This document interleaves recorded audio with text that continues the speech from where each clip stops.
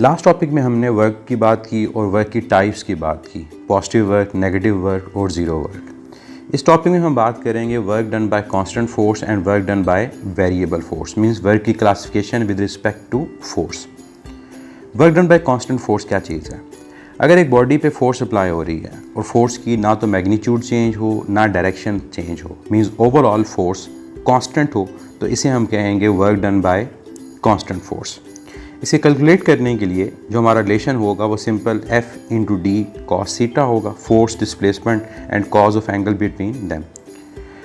अब याद रखना है कि कांस्टेंट फोर्स में मैग्नीट्यूड और डायरेक्शन ऑफ फोर्स दोनों चीज़ें कांस्टेंट होनी चाहिए। ग्राफिकल रिप्रेजेंटेशन की बात करें तो ग्राफ में force along y, displacement along x, graph straight line होगा parallel to the displacement axis, तो ये रिप्रेजेंट करेगा कि फोर्स ओवरऑल कांस्टेंट है। और इस ग्राफ में एरिया अंडर द ग्राफ ये work done by constant force के इक्वल होगा।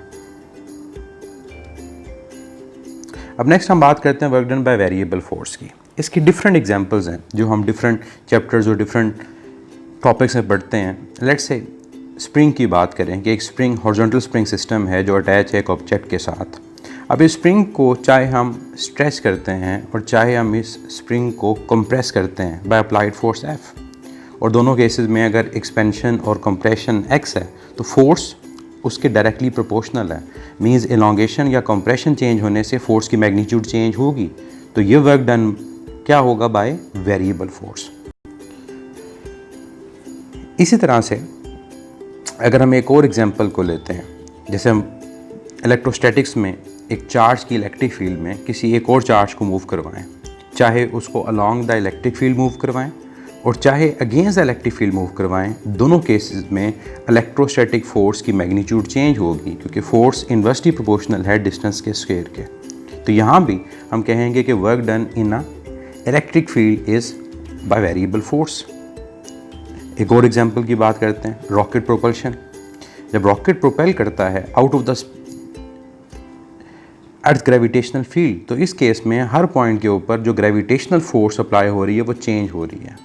तो यहाँ पर भी हम क्या कहेंगे कि work done is by variable force in a gravitational field.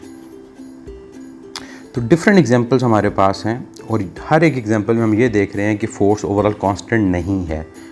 जो कैसे कैलकुलेट करेंगे, हम समेशन लेंगे Fi di cos theta i star from 1 up to n। अब इसका मतलब क्या है? इसका मतलब ये है कि हम अपने पूरे पाथ को डिवाइड करेंगे n नंबर ऑफ पैचेस में और हर पैच का वर्क डन कैलकुलेट करेंगे, और पैच इतना छोटा होगा कि वहाँ फोर्स की जो मैग्नीट्यूड ओवरऑल है वो कांस्टेंट हो, ताकि हम क्या कर सकें, हम Ft cos थीटा को उस पैच पे अप्लाई करें और तमाम पैचेस का सम टोटल वर्क के इक्वल होगा।